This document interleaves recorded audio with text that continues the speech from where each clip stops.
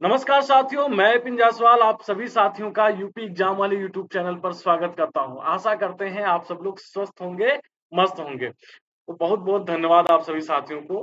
धीरे-धीरे वीडियो जा रही हैं, आप लोगों के साथ क्लासेज आ रही हैं, अपलोड हो रही हैं और धीरे-धीरे आप लोग भी चैनल पर आ रहे हैं।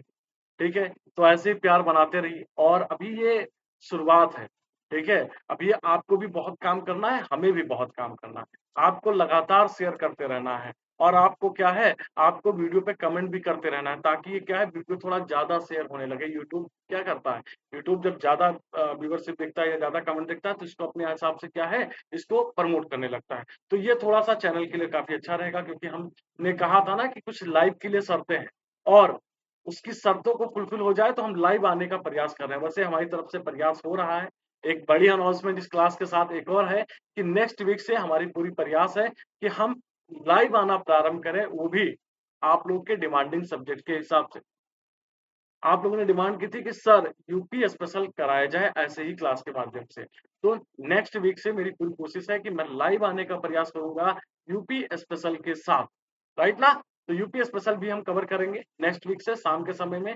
लेकिन आपको तब तक के लिए क्या करना है, वीडियो को शेयर करते रहना है, लाइक करते रहना है, चैनल को सब्सक्राइब करते रहना है, कमेंट करते रहना है। और अब आते हैं आज की क्लास पर।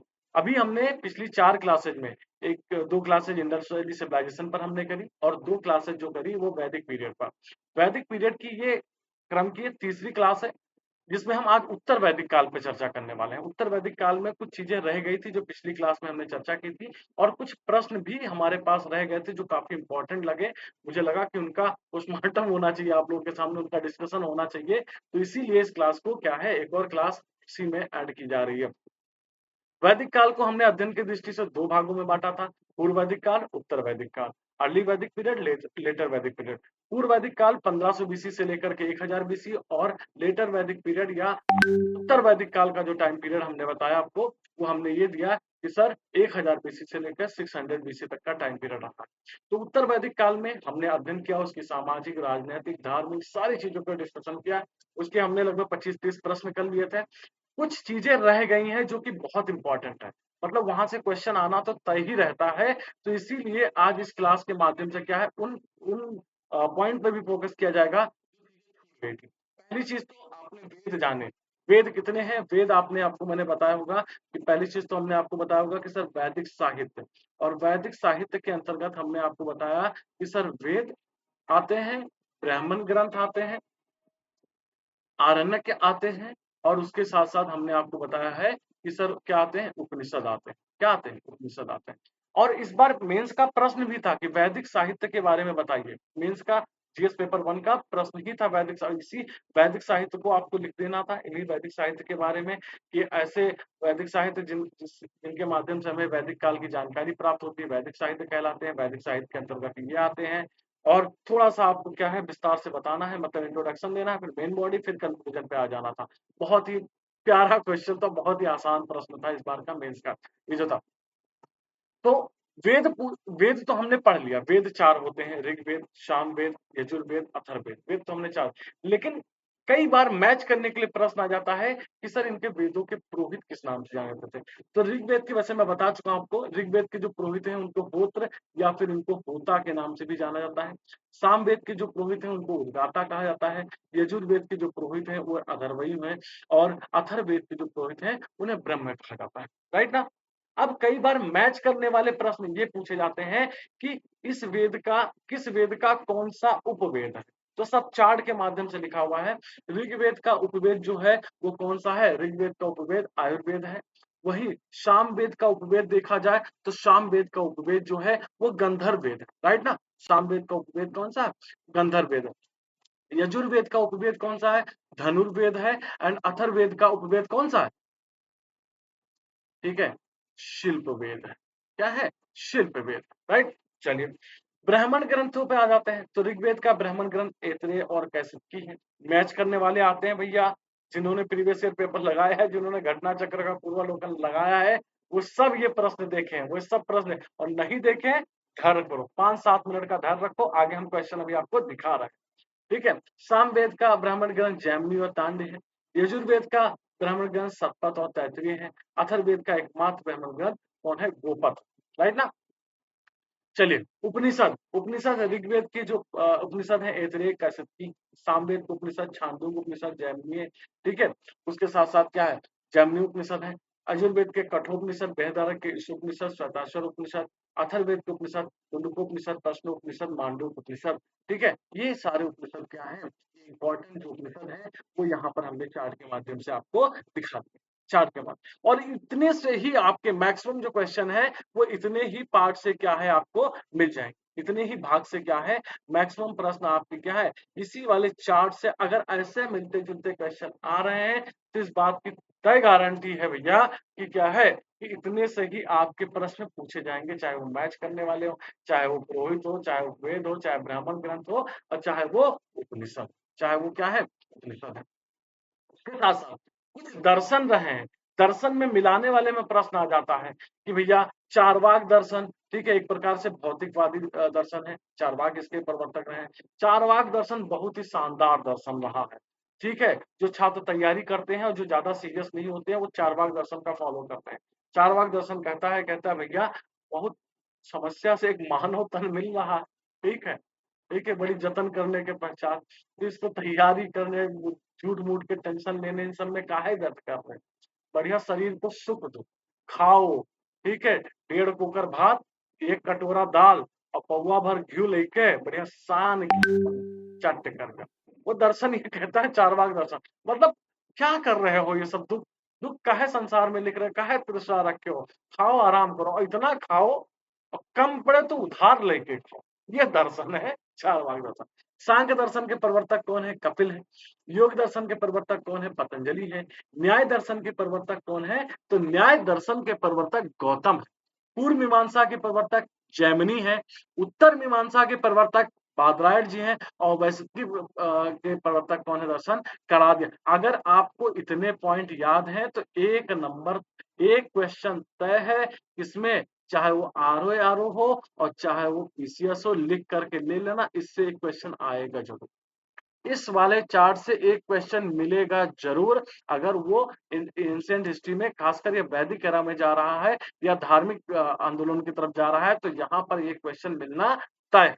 एक क्वेश्चन यहाँ से मिलना तय है भैया, इसको क्या है, इसको आप रट डालिए। चलिए, अब हमने अभी बताया पुरोहितों के बारे में बताया था, पुरोहितों के बारे में बताया था। ये ऋग्वेद के पुरोहित हैं। किसके पुरोहित हैं, ये ऋग्वेद के। तो होत्र क्या होता, ये ऋग्वेद के ज्ञाता है और यह यज्ञ में अग्नि को आमंत्रित कर देवताओं को क्या करते हैं, आह्वान करते हैं।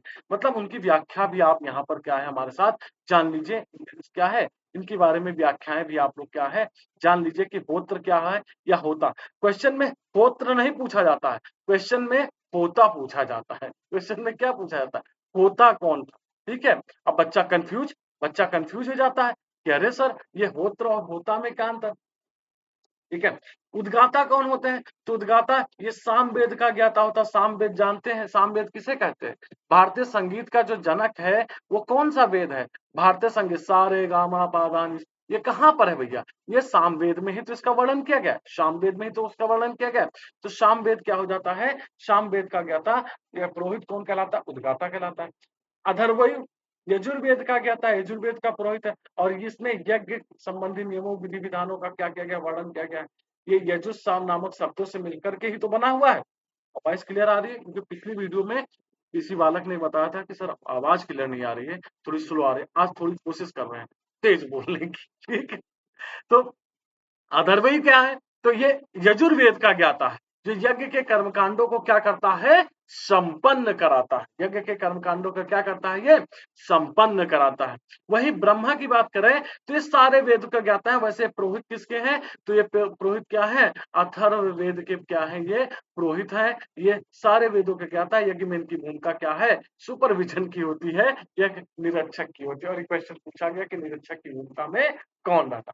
अब जो इसमें एक और पार्ट बच रहा है, उसमें कुछ शब्दावलियां हैं जो वैदिक काल में प्रयोग की गई हैं। जैसे दुहिता किसे कहा गया है, अघन्या किसे कहा गया है, ठीक है, पालागल किसे कहा गया, भागदूत किसे कहा गया है। तो कुछ शब्दावलियां हैं जिनके मतलब आपको जानने हैं, जो बहुत जरूरी है, क्योंकि क्वेश्चन मैच करने वाले में पूछा जाता है। तो कुछ वैदिक कालीन महत्वपूर्ण शब्दावलियां हैं। क्षीरदन, दूध में पकाया चावल जो है उसे क्षीरदन के नाम से जाना जाता है। साथ में आप चाहें तो नोट्स भी बना सकते हैं। श्रेणियां कौन होती थी? तो ये पिछली क्लास में हम बता चुके हैं, ठीक है। व्यापारिक संगठन जो होते थे उन्हें श्रेणियों के नाम से जाना जाता था और उनका जो प्रधान होता था वो श्रेष्ठी के नाम से जाना जाता था। ये क्वेश्चन भी आपने किया है पिछली क्लास में, आपने इस पे दोनों क्वेश्चन किए हैं। साथ ही साथ पड़ी, पड़ी थे तो पड़ी, व्यापारियों को भी पड़ी कहा जाता था। पड़ी के संदर्भ में जो शब्द का प्रयोग किया गया है व्यापारी के लिए प्रयोग किया गया है। वहीं पशु चोरी करने वाले या अनार्य व्यक्ति को भी पड़ी कहा गया है। अनार्य व्यक्ति को भी क्या कहा गया है? पड़ी कहा गया है। वेदांग तो हम बता चुके हैं पिछली क्लास में कि वैदिक काल के अंत में वेदों का अर्थ ठीक प्रकार से समझने के लिए वेदांग की रचना हुई है। और इससे कौन मुनि संबंधित है? तो इससे लगध मुनि संबंधित है। कौन है? लगध मुनि। यहीं पे बता दे रहे हैं, आगे हो सकता है क्वेश्चन मिल जाए। वेदांग 6 होते हैं, शिक्षा, कल्प, व्याकरण, निरुक्त, छंद और ज्योतिष। तो ये क्या होते हैं? ये होते हैं वेदांग होते हैं। तो शिक्षा, वैदिक स्वरों को शुद्ध उच्चारण करने के लिए शिक्षा शास्त्र का निर्माण हुआ है। कल्प सूत्र, ऐसी सूत्र जिनमें विधि व नियमों का प्रतिपादन किया गया है, ठीक है। और उनके सूत्र भी अलग अलग, और ये पूछा गया है यहाँ से कि भैया किसमें यज्ञ संबंधी नियमों का उल्लेख किया गया है? ये क्वेश्चन आया हुआ है, हो सकता है आज की क्लास में मिल जाए। श्रोत सूत्र, इसमें यज्ञ संबंधी नियमों का उल्लेख किया गया है। गृह सूत्र, तो गृह सूत्रों में मनुष्य के लौकिक एवं पारलौकिक कर्तव्यों का विवेचन किया गया है। धर्म सूत्र, इनमें धार्मिक, सामाजिक एवं राजनीतिक कर्तव्यों का उल्लेख किया गया। तो कल्प सूत्र के क्या है? ये पार्ट आ जाए। निरुक्त क्या है? तो वैदिक शब्दों की व्युत्पत्ति का इसमें विवेचन किया गया है। निरुक्त की रचना यास्क मुनि ने की। तो किसने किया? यास्क ने किया। चलिए, कुछ और शब्दावली है, चलिए वो छोटा था, थोड़ा सा आगे आ जाते हैं, बड़े दिखेगा। जनस गोपा किसे कहा गया है? तो इसका शाब्दिक अर्थ होता है लोगों का रक्षक, लोगों का रक्षक, ठीक है। तो ऋग्वैदिक काल में राजा क्षेत्र आधारित ना होकर के जन आधारित होता था। और हमने आपको बताया कि इस काल की जो सबसे बड़ी इकाई हुआ करती थी वो जन कहा गया। और यही यही आगे चल करके जो जन है, आगे चल करके जनपद में बदलेगा। जब जनसंख्या बढ़ेगी इसका थोड़ा सा विस्तार होगा, और फिर जब और विस्तार होगा तो ये क्या आ जाएगा? महाजनपद आ जाएगा, ठीक है। महाजनपद आ जाएगा, ठीक है। जो आगे हम पढ़ेंगे 16 महाजनपदों का उल्लेख किसमें किया गया है। चलिए लगे हाथ कमेंट सेक्शन में बताइएगा कि 16 महाजनपदों का उल्लेख किस ग्रंथ में, किस बौद्ध साहित्य या किस जैन साहित्य में किया गया है। भीषक, वैदिक काल में चिकित्सक को भीषक कहा गया। वैदिक काल में चिकित्सक को क्या कहा गया है? भीषक कहा गया। आयस कौन थे? तो वैदिक काल में धातु के लिए जो प्रयुक्त शब्द हुआ है, प्रयुक्त शब्द कौन सा है? वो अयस शब्द प्रयोग हुआ है। अयस शब्द का क्या है? प्रयोग किया गया। ऋतु, ऋतु का शब्द शाब्दिक अर्थ क्या है? सत्य एवं अविनाशी, सत्य या व्यवस्था का नियामक है। इसे नैतिकता का देवता भी कहा गया है, नैतिकता का देवता भी कहा गया है। सवित्र, तो सवित्र ऋग्वेद में वर्णित 100 देवता है और गायत्री मंत्र का संबंध यही सवित्र या सविता से ही है, ठीक है, सविता से ही है, ठीक है। अब जरा कमेंट सेक्शन में हमें ये बताइए कि गायत्री मंत्र का उल्लेख किस वेद में है, या कह सकते हैं किस वेद के किस मंडल में है। ये कमेंट सेक्शन में जवाब दिया करिए, हम रीड कर रहे हैं, हर एक कमेंट रीड कर रहे हैं। आप लोगों के कमेंट इस जो क्वेश्चन पूछा जाता है उसके कम आ रहे हैं, बाकी इंक्वायरी के लिए आ रहे हैं। तो इंक्वायरी के लिए ग्रुप में बने रहो ना। यूपी एग्जाम वाले ग्रुप टेलीग्राम में सारी इन्फॉर्मेशन दी जा रही है, बहुत ऑथेंटिक इन्फॉर्मेशन रहती है, कहीं नहीं मिलने वाली है ऐसी। तो वहां पर आपको मिल जाएगी सारी इन्फॉर्मेशन एक के बाद एक, ठीक है। बाकी प्रयास है, टीम हमारी प्रयास कर रही है कि आपके हर एक कमेंट पर क्या है, रिप्लाई आ भी रहा है, आप लोग देख भी रहे होंगे। निरति क्या है? तो यह दुख तथा मृत्यु की क्या है? देवी है। आदिति कौन है? तो आदिति वैदिक काल में सभी देवताओं की माता है, या कह सकते हैं इनको देव माता के नाम से जाना गया, देव माता के नाम से जाना गया है। अघन्या क्या? तो अघन्या न मारने योग्य, न मारने योग्य। तो वैदिक काल में के लिए, गाय के लिए अघन्या शब्द का प्रयोग किया गया है। जो पवित्र कोई पशु था तो उसमें गाय हुआ था, गाय को माता की संज्ञा दी गई, इसको अघन्या कहा गया है। और गाय, आप जानते हैं गाय संपत्ति का सूचक हुआ करता था। गाय का प्रयोग क्या? गाय के लिए युद्ध लड़ जाते थे, गाय के लिए आर्य और अनार्य युद्ध तक लड़ जाते थे, राइट ना, ठीक है। तो गाय के लिए अघन्या शब्द का प्रयोग किया गया है। अरण्य, अरण्य का मतलब बता चुके हैं कि वैदिक काल में जंगल या किसी शांत स्थान पर रहने के लिए जो प्रयुक्त शब्द है वो कौन सा शब्द है? वो है अरण्य। व्रात्य कौन है? तो सर्वप्रथम अथर्ववेद में इसका उल्लेख मिलता है। मगध के लोगों को व्रात्य कहा गया है, ठीक है, मतलब बाहरी। व्रात्य का मतलब बाहरी, और मगध क्षेत्र में उस समय तक आर्य सभ्यता का विस्तार नहीं हुआ था। तो ये उपराज्य लोग थे, बाहरी लोग थे, और इनको आर्य में शामिल करने के लिए एक यज्ञ किया जा रहा था जिसको व्रातष्टोम कहा जाता था। तो मतलब जो आर्य नहीं थे, जो आर्य क्षेत्र में शामिल नहीं थे, उनको आर्य में शामिल करने के लिए व्रातष्टोम यज्ञ किया जाता था। और हमने एक होमवर्क भी दिया था आप लोगों को, होमवर्क पिछली क्लास में होमवर्क भी दिया है कि भैया क्या कुछ यज्ञ हमने आपको बताए हैं कि उन यज्ञों के बारे में आपको लिखना है। संग्रहिता क्या हुआ करता था? तो वैदिक काल में कोषाध्यक्ष के लिए प्रयुक्त शब्द कौन था? वो संग्रहित हुआ करता था, संग्रहिता हुआ करता था। दैवारी कौन थे? तो उत्तर वैदिक काल में दरबार की सुरक्षा संभालने वाला जो हुआ करता था वो दैवारिक हुआ करता था। अक्षयवाद कौन हुआ करता था? तो आय व्यय गणनाध्यक्ष हुआ करता था और द्वित क्रीड़ा में राजा के साथी हुआ करते थे। अनस्य बलकृत्य वैदिक काल में वैश्य के लिए प्रयुक्त शब्द होता था जिसका कर मतलब होता था जो कर चुकाने वाला है। पिछली क्लास में हमने इसके बारे में बताया। कुशीदिन तो सतपथ ब्राह्मण में उधार देने वाले को कुशीद या कुशीदिन के नाम से जाना जाता है। कुशीदी या कुशीदिन के नाम से जाना जाता है। तो ये हम भी पिछली क्लास में क्वेश्चन हम कर चुके हैं। नियोग प्रथा वैदिक युग में पति विहीन स्त्रियां जिनके पति का देहांत हो जाए या पति विहीन है, ठीक है, तो वैदिक काल युग में पति विहीन स्त्रियां पुत्र प्राप्ति की इच्छा से अपने देवर या समगोत्रीय पुरुष के साथ संबंध स्थापित कर सकते थे। किसके लिए? किसके लिए? पुत्र प्राप्ति की इच्छा से। पुत्र प्राप्ति की इच्छा से क्या कर सकते थे ये? अपने देवर या कर सकते हैं समगोत्रीय पुरुष के साथ संबंध स्थापित कर सकते थे, जिसे नियोग प्रथा कहा जाता था। वहतु क्या था? तो वहतु दहेज था, शादी के समय दिया गया धन जो था वो वहतु कहलाता था। अमाजु क्या हुआ करता था? तो दीर्घ काल तक अविवाहित रहने वाली स्त्री को अमाजु कहा जाता था। अच्छा, दुहिता किसे कहा जाता था? दुहिता तो कुंवारी कन्याओं को क्या है? कुंवारी कन्याओं को या बेटियों को क्या कहा जाता था? दुहिता के नाम से आता था। अश्विन बंधी तो ऋग्वैदिक कालीन स्वास्थ्य के क्या हुआ करते थे? ये देवता हुआ करते थे। वैदिक कालीन इस स्वास्थ्य के देवता थे जिन्हें अश्विनी बंधु के नाम से भी जाना गया। क्लियर है? क्लियर है? तो कुछ होमवर्क हमने दिया था, कुछ होमवर्क हमने दिया था। जैसे पुरुष में यज्ञ पूछा था हमने, सोम यज्ञ के बारे में चर्चा किया था, शूल यज्ञ के बारे में चर्चा किया था। आज हमने आप लोगों को व्रातष्टोम तो यज्ञ बता ही दिया, व्रातष्टोम यज्ञ बता दिया, ठीक है। अग्नि अष्टोम यज्ञ भी हमने आपको होमवर्क दिया था। तो बिल्कुल अभी भी सुन लीजिए, इसको होमवर्क करना है। नहीं समझ में आएगा तो कमेंट कर दीजिएगा, ताकि हम अगली क्लास में क्या है, अगली क्लास में हम इसके बारे में चर्चा आपसे कर सकें। राइट, चलिए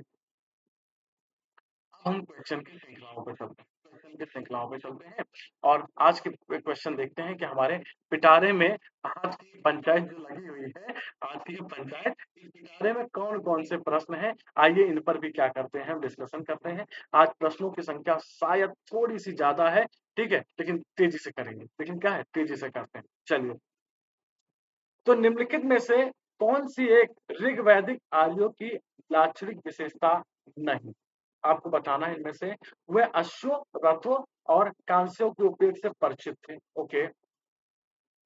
वे लौह के उपयोग से परिचित थे। ओके।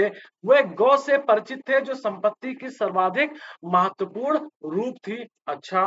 वे ताम्र और आधुनिक हलपाल के उपयोग से परिचित थे।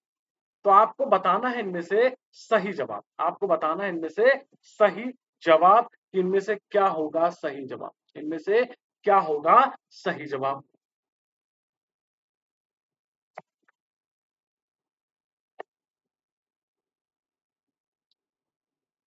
तो चलिए बात करते हैं, हम लोग बात करते हैं इन पर क्या करते हैं, डिस्कशन करते हैं। ऋग्वैदिक आर्यों को देखिए, ऋग्वैदिक आर्यों की बात हो रही है, यानी कि किस टाइम पीरियड की बात हो रही है? 1500 बीसी से लेकर के 1000 बीसी के मध्य की बात हो रही है। ये अश्वों, रथों और कांस्यों से परिचित थे, बिल्कुल परिचित। पहला इसका सही।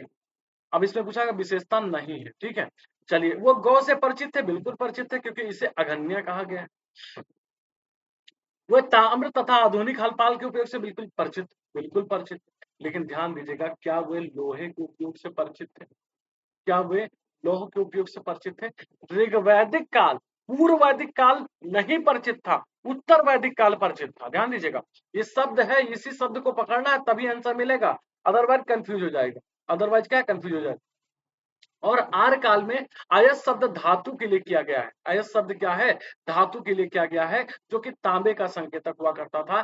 तो इसका बी, इसका क्या है? गलत है, यानी कि इसका आंसर क्या हो जाएगा? इसका आंसर बी हो जाएगा। इसका आंसर क्या हो जाएगा? बी हो जाएगा। निम्नलिखित में से कौन शुक्ल यजुर्वेद की संहिता है? निम्नलिखित में से कौन सा शुक्ल यजुर्वेद की संहिता? हमने आपको बताया है, हमने आपको यजुर्वेद बताया, और यजुर्वेद पे हमने बताया इसको दो भागों में बांटा। यजुर्वेद को हमने दो भागों में बांटा।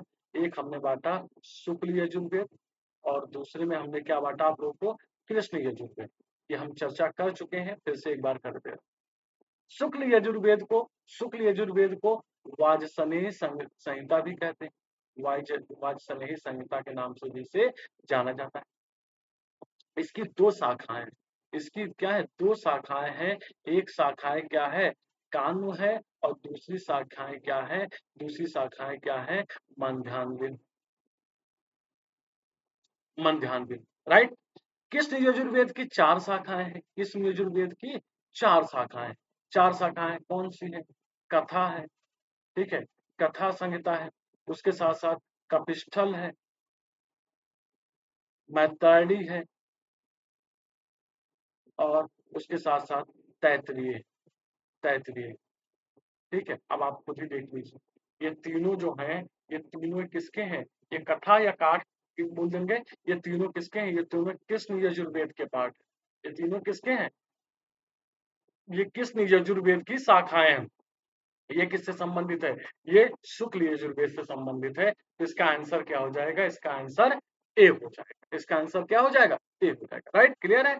यजुर्वेद आप जानते हैं कर्मकांडीय वेद है। इसमें विभिन्न यज्ञों से संबंधित अनुष्ठान विधियों का क्या किया गया है? उल्लेख किया गया है। यजुर्वेद जो है वो गद्य और पद्य दोनों में रचित। निम्नलिखित चार वेदों में से किस एक में, निम्नलिखित चार वेदों में से किस एक में जादुई माया और वशीकरण का वर्णन? तंत्र मंत्र वशीकरण, दुश्मन से छुटकारा पाए, हैं? यही तो होता है, दुश्मन से छुटकारा पाए, प्रेम में विजय पाए, सब कुछ है। ठीक है, सब कुछ आप देखते होंगे जब बस से यात्रा करते होंगे तो ये सारी चीजें लिखी रहती है, लेकिन कहूं यूं नहीं लिखा रहा था कि नौकरी मिलेगी, हमारे पास आओ नौकरी दिलवाएंगे। वरना लोग यूपीपीएससी यूपी ट्रिपल एससी के लिए जो इतना प्रयासरत है ना, धरना प्रदर्शन हो रहा है, यहाँ नहीं भीड़ लगाते, पर यही यही क्या है, बस स्टॉप के पीछे वाली जो गली है वहीं पे भीड़ लगी होती। इनका एड्रेस भी अजीबोगरीब होता है। तो निम्नलिखित चार वेदों में से किसी एक में जादुई क्या है, जादुई माया वशीकरण का वर्णन है। आपको बताना है इनमें से सही जवाब। ऋग्वेद, यजुर्वेद, अथर्ववेद, सामवेद। तो आप जानते हैं अथर्ववेद में जादुई माया वशीकरण औषधियों का वर्णन। गोपद जो है अथर्ववेद का एकमात्र उपलब्ध ब्राह्मण ग्रंथ है, तो अथर्वा ऋषि के नाम पर रखा गया। तो Atharvaveda is the right answer. Atharvaveda में ही तंत्र मंत्र वशीकरण, ठीक है, ये सारी चीजें हैं, ये सारी चीजें हैं। प्रेम विवाह में हो रही रुकावट के लिए दूर करने के लिए अथर्ववेद का अध्ययन करें। नहीं, नौकरी मिलेगी तभी कुछ होगा, इस बात को ध्यान रखिए। प्रेम विवाह वाले तो इस बात को तय जानिए, नौकरी मिलेगी, ठीक ठाक ओहदा होगा, फिर पापा मानेंगे, अदरवाइज फिर यही होगा, पापा नहीं मानेंगे। ठीक है, चलिए अगले प्रश्न। सूची 2 से सम्मिलित किए तथा नीचे दिए कोड की सहायता से सही उत्तर का चयन कीजिए। देखिए हमने अभी आपको बताया भी था, ठीक है, कि ऐसे प्रश्न पूछे जाते हैं। ठीक है, आइए देखते हैं। ऋग्वेद, सामवेद, अथर्ववेद, यजुर्वेद, ठीक है, गोपद, शतपथ, ऐतरेय, पंचविश। आपको बताना है इनमें से सही जवाब। तो अभी तो हमने जस्ट बताया है कि अथर्ववेद का एकमात्र ब्राह्मण ग्रंथ जो है वो कौन सा है? अथर्ववेद का गोपद। तो देखो तीसरे का पहला कहाँ पर, तीसरे का पहला, अरे ये तो एक ही से जवाब मिल गया। तो ये वाला ट्रिक लगाइएगा एग्जाम में, जो आता हो सबसे पहले उसको मिलाइएगा, फिर बनेगा। ऋग्वेद का, ऋग्वेद का तो ऋग्वेद का ऐतरेय है, कैसिकी है, सांख्यायन ब्राह्मण ग्रंथ है, कई सारे हैं। सामवेद का देखा जाए तो सामवेद का पंचविश है, तांडविश है, षडविश है, अद्भुत है, जैमिनी है, तो पंचविश है। यजुर्वेद का कौन सा है? तो यजुर्वेद का जो आएगा वो तैतरीय और शतपथ नाम आता है। तो इसका सही जवाब क्या हो जाएगा? C is the right answer. C is the right answer. Clear भैया? चलिए बहुत बढ़िया। अगला क्वेश्चन, अगला क्वेश्चन है कि समित को प्रजापति की दो पुत्रियां कहा गया है किस वेद में? आपको बताना है इनमें से सही, आपको बताना है इनमें से सही जवाब कि किस वेद में किस वेद में सभा और समित को प्रजापति के दो पुत्रों के रूप में इनका वर्णन किया गया है? किस वेद में? क्या अब्दुल्ला भाई, मुझे कोई नहीं कैलकुलेशन का काम है। तो आपको बताना है कि किस वेद में सभा और समित की प्रजापति की दो पुत्रियों के रूप में क्या किया गया है? इनका वर्णन इनका कहा गया है ऋग्वेद, सामवेद, यजुर्वेद और अथर्ववेद। आपको बताना है इनमें से सही जवाब। आपको बताना है इनमें से है सही जवाब। चलिए कमेंट सेक्शन में जवाब भी दीजिए ताकि हमें लगे कि आप लोग क्या है, आप लोग पूरी क्लास भी देख रहे हैं और साथ ही साथ क्वेश्चन को क्या कर रहे हैं, क्वेश्चन को आप सॉल्व भी कर रहे हैं साथ ही साथ हमारे साथ बैठ करके। हमारे साथ क्या है, बैठ करके सॉल्व भी कर रहे हैं। तो इसका सही जवाब क्या होगा? इसका सही जवाब क्या होगा भैया? इसका सही जवाब हो जाएगा उत्तर वैदिक युग में सभा और समित। उत्तर वैदिक युग में देखा जाए तो सभा और समित के अधिकारों में पर्याप्त वृद्धि हुई थी। पर्याप्त क्या हुई थी? पर्याप्त वृद्धि हुई थी। और अथर्ववेद में सभा और समित को प्रजापति की क्या कहा गया है? दो पुत्रियों के रूप में। किसमें? अथर्ववेद में प्रजापति की दो पुत्रियों के रूप में कहा गया है। ठीक है, जिसका सही जवाब क्या हो जाएगा? अथर्ववेद इसका सही जवाब हो जाएगा।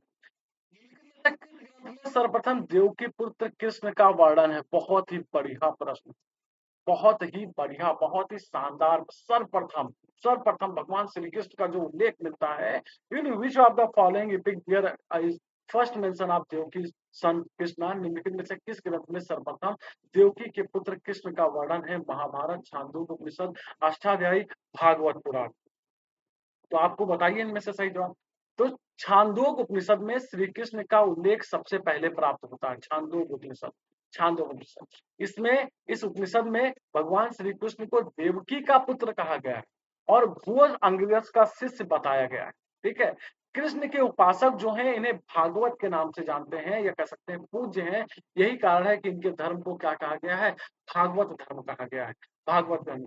और भगवान श्री कृष्ण का महाभारत में विष्णु के रूप में उनका क्या है, उल्लेख किया जाने लगा। ठीक है, जिससे आगे चल करके यही भागवत धर्म जो है वो वैष्णव धर्म कहलाए। जो भगवान श्री कृष्ण की उपासना करते हैं वो क्या कहलाए? वो वैष्णव धर्म कहलाए। तो Chandogya Upanishad is the right answer. Chandogya Upanishad is the right answer. Clear? Clear? चलिए अगले प्रश्न पे चलते हैं। कमेंट सेक्शन में जरा हमें बताइएगा कि अष्टाध्यायी की रचना किसने की? ये अष्टाध्यायी किसकी रचना है, ये भी कमेंट सेक्शन में बताइएगा, मैं रीड करूंगा। सत्यमेव जयते किस उपनिषद से लिया? सत्यमेव जयते किस उपनिषद से लिए गए हैं? मुंडकोपनिषद, कठोपनिषद, छांदोग्योपनिषद एंड इनमें से कोई नहीं। आपको बताना है इनमें से सही जवाब। आपको बताना है इनमें से सही जवाब। सत्यमेव जयते, वैसे देखा जाए तो सत्यमेव जयते मूर्ता कहाँ से? सारनाथ स्थित, ठीक है, स्तंभ से लिया गया, शुभ स्तंभ से। लेकिन इस किस उपनिषद में है? किस उपनिषद में? तो इसका क्या है? मुंडकोपनिषद। मुंडकोपनिषद में सत्यमेव जयते का क्या है? प्रथम बार उल्लेख मिलता है। यम नचकेता संवाद कठोपनिषद में मिलता है। किसमें? यम नचकेता संवाद जो मिल रहा है वो किसमें मिल रहा है? वो कठोपनिषद में मिल रहा है। छांदोग्य उपनिषद में क्या मिल रहा है? भगवान श्री कृष्ण का देवकी के पुत्र और घोर अंगिरस के शिष्य के रूप में इनका वर्णन मिल रहा है। उपनिषदों की संख्या कितनी है? उपनिषदों की संख्या 108 है, जिनमें से मात्र 12 प्रमुख है। 12 प्रमुख। तमसो मां ज्योतिर्गमय कथन मूलता है उपनिषदों का, महाकाव्यों का, पुराणों का, षडदर्शन का। आपको बताना है इनमें से सही जवाब। तमसो मां ज्योतिर्गमय, अस्तो मां सदगमय, तमसो मां ज्योतिर्गमय। अंधकार से प्रकाश की ओर ले चलो। अंधकार से कहा? अंधकार से प्रकाश की ओर ले चलो। ये किसमें इसका वर्णन किया गया है? किसमें किया गया है? तो ये किसका है मुद्दा? ये उपनिषदों का है कथन। और इसमें से उपनिषदों में से कौन सा है? तो बृहदारण्यकोपनिषद में क्या कहा गया है? तमसो मां ज्योतिर्गमय, अंधकार से प्रकाश की ओर ले चलो। उपनिषदों को क्या कहा जाता है? वेदांत, ठीक है, वेदांत, धर्मशास्त्र, पुराण, ब्राह्मण ग्रंथ। उपनिषदों को क्या कहा जाता है भैया? सिंपल सी बात है, वैदिक साहित्य का अंतिम भाग होने के कारण। क्या? वैदिक साहित्य का अंतिम भाग होने के कारण उपनिषद को वेदांत कहा गया है। उपनिषद को क्या कहा गया है? वेदांत कहा गया है। उपनिषद का शाब्दिक अर्थ सफेद घोड़ा होता है? किस उपनिषद का? कठोपनिषद, छांदोग्य उपनिषद, श्वेताश्वतरनिषद, ईशोपनिषद। आपको बताना है इनमें से सही जवाब कि किस उपनिषद का the word meaning of which Upanishad is white horse. ठीक है, किस उपनिषद का शाब्दिक अर्थ सफेद घोड़ा होता है? तो सही जवाब क्या हो जाएगा?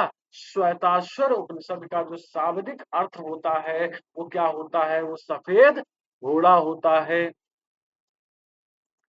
भारत के किस स्थल से भारत के किस स्थल की खुदाई से लौह के आपको क्या है? प्राचीनतम प्रमाण मिले हमें।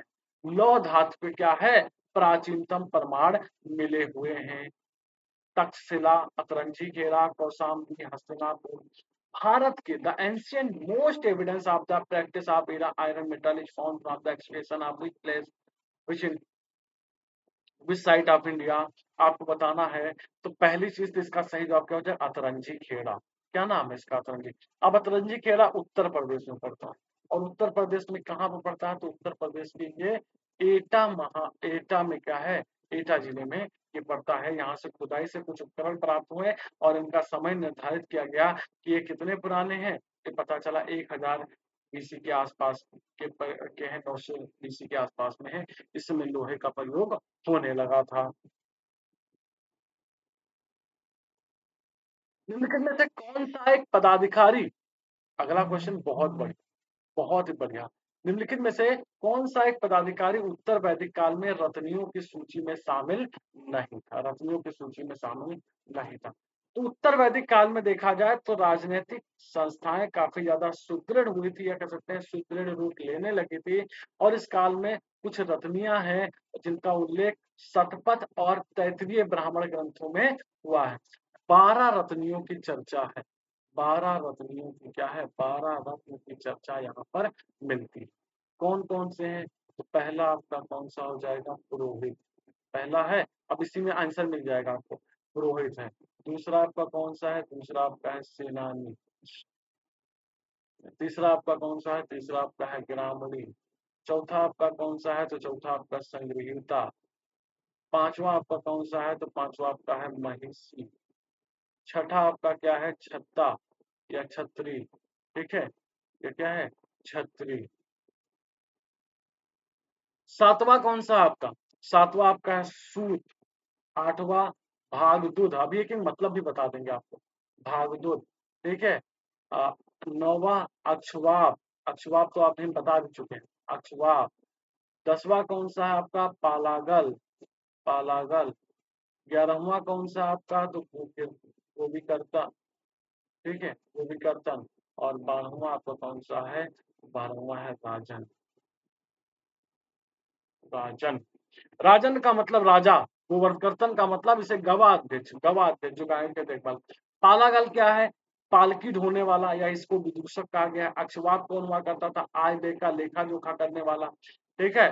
भागदूत कौन होता था? कर संग्रह करने, इकट्ठा करने वाला। सूत कौन होता था? तो रथ सेना का प्रमुख होता था, राजा का सारथी होता था। छत्ता या छत्री कौन होता था? तो ये द्वारपाल हुआ करते थे। ये क्या थे? ये द्वारपाल हुआ करते थे। महिषी पटरानी हुआ करते थे। संग्रहिता, संग्रहिता ये कोषाध्यक्ष थे। ग्रामीणी गांव के मुखिया थे। सेनानी जो थे सैन्य विभाग थे। पुरोहित कौन से थे? पुरोहित आपके तो राजा के धार्मिक मामलों की देखभाल करता है। अब बताइए इसका आंसर क्या होगा? अब खुद ही बताइए। क्या अष्टपति का नाम हमने कहीं लिया था? आंसर सी हो जाएगा। आंसर क्या हो जाएगा? सी हो जाएगा। वैदिक काल में निम्नलिखित में से कौन करों का संग्रह करता था? चलो भैया देख लो कौन सा अधिकारी करों का संग्रह करता था। अभी तो हमने बताया भागदूत। भागदूत नामक अधिकारी क्या करता था? करों का संग्रह करता था। अक्षयवाप कौन करता है? ये आय व्यय का लेखा जोखा करता था। ये क्या करता था? आय व्यय का लेखा जोखा, लेखा करने वाला, लेखा करने वाला। पालागल कौन था? पालकी ढोने वाला, पालकी ढोने वाला या विदूषक। ये क्या है? विदूषक। संग्रहिता क्या हुआ करता? तो संग्रहिता कोषा अध्यक्ष हुआ करता था। कोषा अध्यक्ष हुआ। राइट। आश्रमों को कालानुक्रम हिसाब से रखिए। आपको बताना है इनमें से सही जवाब। भैया बता चुके हैं आश्रम व्यवस्था। आश्रम व्यवस्था का उल्लेख किस उपनिषद में किया गया है? तो आश्रम व्यवस्था का उल्लेख एक उपनिषद है। इसका नाम है जाबालोपनिषद। क्या है? जाबालोपनिषद। तो इनका सीक्वेंस क्या है आपको बताना है। स्टेज ऑफ स्टूडेंट किसे कहा गया है? स्टेज ऑफ स्टूडेंट, तो ब्रह्मचर्य स्टेज ऑफ स्टूडेंट है, ठीक है। गृहस्थ स्टेज ऑफ हाउस होल्डर है, ठीक है। वानप्रस्थ स्टेज ऑफ रिटायरमेंट। संन्यास क्या है? संन्यास भैया निकल लो, झोला उठाओ, हिमालय निकल जाओ, ठीक है। तो ब्रह्मचर्य आश्रम सर्वप्रथम आता है और इसमें धर्म प्रमुख होता है। इसमें धर्म की पूरी शिक्षा दी जाती है और इसके द्वारा ब्रह्मचारी अर्थ और काम पर नियंत्रण स्थापित करते हुए जीवन यापन करता है, राइट। गृहस्थ ये जो ब्रह्मचर्य है वो 0 से 25 वर्ष तक होती है। गृहस्थ जो है 25 से 50 तक होती है। इसमें सभी आश्रमों को स्रोत बताया गया है और इस आश्रम में रहकर मनुष्य त्रिवर्ग अर्थात धर्म अर्थ काम इन तीनों का एक साथ प्रयोग करता है। वानप्रस्थ क्या होता है? इसमें मनुष्य अपने कुल गृह और ग्राम को छोड़ करके वन में चला जाता है और वहां निवास करते हुए अपनी इंद्रियों पर नियंत्रण स्थापित करता है। और संन्यास का मूल उद्देश्य ही है क्या करना? निर्वाण। क्या करना? मोक्ष प्राप्त करना, ये वहां करता है, ठीक है। चलिए, चार पुरुषार्थों का सही क्रम क्या है? धर्म कर्म अर्थ मोक्ष। धर्म अर्थ काम मोक्ष। धर्म काम अर्थ काम धर्म मोक्ष। काम अर्थ धर्म मोक्ष आपको बताना है। तो जो पहली बार जुबान पे आपके हो वही जवाब है, धर्म अर्थ काम मोक्ष। धर्म का काम पहले करता है 0 से 25 लेकर, और फिर अर्थ पैसा कमाता है, परिवार बढ़ाता है, अर्थ और काम। तो इसका सही जवाब क्या हो जाएगा? धर्म अर्थ काम मोक्ष इज द राइट आंसर। धर्म अर्थ काम मोक्ष इज द राइट आंसर। निम्नलिखित में से कौन सी प्रथा प्रथा की बात हो रही, चतुष्टय वेदोत्तर काल में प्रचलित हुई? धर्म अर्थ काम मोक्ष, ब्राह्मण क्षत्रिय वैश्य, ब्रह्मचर्य गृहस्थ वानप्रस्थ संन्यास। इंद्र सूर्य, ये तो देवता है यार, ये देवता है, ये पुरुषार्थ के हैं, ये पुरुषार्थ से रिलेटेड है। ये वर्ण व्यवस्था है, वर्ण व्यवस्था एक है बच रहा है, ठीक है। जो चतुष्टय वेदोत्तर काल में प्रचलित हुई थी वो कौन सी है? ब्रह्मचर्य स्टेज ऑफ स्टूडेंट, वानप्रस्थ गृहस्थ स्टेज ऑफ हाउस होल्डर, वानप्रस्थ स्टेज ऑफ रिटायरमेंट, और फिर संन्यास। तो संन्यास है। संन्यास क्या है? संन्यास क्या है? संन्यास या मोक्ष। संन्यास में मोक्ष का पद का प्राप्त करता है, प्रयास करता है, राइट। चलिए, निम्नलिखित में से किस प्रकार के विवाह में निम्नलिखित में से किस प्रकार के विवाह में कन्या के पिता द्वारा एक जोड़ी गाय लेने की प्रथा थी? आपको बताना। आर्ष, असुर, ब्रह्म और क्या है? दैव। कुल 8 प्रकार के विवाह बताए गए, 4 आर्यों के लिए और 4 अनार्यों के लिए। ब्राह्मण क्षत्रिय वैश्य को 4 प्रकार के विवाह। ब्राह्मण में गंधर्व भी आ जाता है, गंधर्व विवाह, सॉरी, क्षत्रिय में गंधर्व विवाह भी होते थे। बाकी के 4 विवाह शूद्रों के लिए होता था। तो आपको बता दें, इसमें आर्ष विवाह एक ऐसा विवाह है जिसमें क्या है, जिसमें पिता क्या करता है कि जब कन्या के माता पिता क्या करें, कन्या के माता पिता एक जोड़ी बैल लेकर के क्या करें, अपनी कन्या को सामने वाले व्यक्ति को सौंप दें। दैट इज आर्ष विवाह होता है। दैट इज क्या है? आर्ष विवाह होता है। असुर विवाह कौन सा होता है? जब कन्या के माता पिता कन्या प्रदान के बदले क्या है, धन देते हैं, तो उसे क्या कह देते हैं? उसे असुर विवाह कहते हैं, ठीक है। संस्कारों की कुल संख्या कितनी है? 10, 12, 15, 16। संस्कारों की कुल संख्या कितनी है? तो संस्कारों की कुल संख्या कितनी है? अरे भैया कितनी? 16 संस्कार। गर्भाधान, पुंसवन, हमने फिगर में भी बनाया था, आप लोगों को दिखाया था। सीमांतो ने पिछली क्लास में, सीमांतो ने जाति कर्म, नामकरण, निष्कर्मण, अन्नप्राशन, चूनाकर्म, अन्नप्राशन, चूनाकर्म, कर्ण वेदन, विद्यारंभ, उपनयन, वेदारंभ, किसान, ठीक है, केशांत या गोदान, समावर्तन, फिर विवाह, और फिर क्या है? अनुष्ठ। फिर क्या? अनुष्ठ। प्राचीन भारतीय समाज के प्रसंग में निम्नलिखित में से कौन सा शब्द 3 के वर्ग का नहीं है? भैया रीजनिंग है, इसमें कुछ नहीं है, रीजनिंग। कुल का मतलब परिवार, वंश का मतलब परिवार, गोत्र का मतलब भी तो परिवार हो रहा है, मोटा मोटा। कोष का मतलब खजाना, खजाना तो अलग ही रहेगा ना, तो इसमें डिफर आपको बोलना है। सी इसका हो जाएगा सही जवाब। संकट समझा जाता है। जारक जन्म, वर्ण व्यवस्था के विरुद्ध विद्रोह, विवाह के लिए वर्ण की सीमाओं का अतिक्रमण, वर्णाश्रम धर्म का समर्थन। आपको बताना है इनमें से इसको वर्ण संकर समझा जाता है। ठीक है, वर्ण संकर। तो अंतरजातीय विवाह से उत्पन्न संतानों को क्या है, सूत्रकारों ने वर्ण संकर कहा। वर्ण संकर का मतलब आप अपनी वर्ण की सीमाओं को लांघकर जब ब्याह करेंगे तो उसे वर्ण संकर समझा जाएगा। उसे क्या कहा जाएगा? उसे वर्ण संकर के नाम से जाना जाएगा। वर्ण संकर के नाम से तो विवाह की सीमाओं का अतिक्रमण करना ही क्या कहलाता है? वो वर्ण संकर समझा जाता है। धर्मशास्त्रों के अनुसार वैश्यों के कर्तव्यों के रूप में निम्नलिखित में से किसे निर्धारित किया गया है? वेदों का अध्ययन और व्यापार। ठीक है, तो वेदों का अध्ययन का काम ब्राह्मणों का है। व्यापार करना देखा जाए तो वैदिक काल के अंत तक होते होते वैश्य व्यापार को अपनाने लगे थे, व्यापार को अपनाने लगे थे।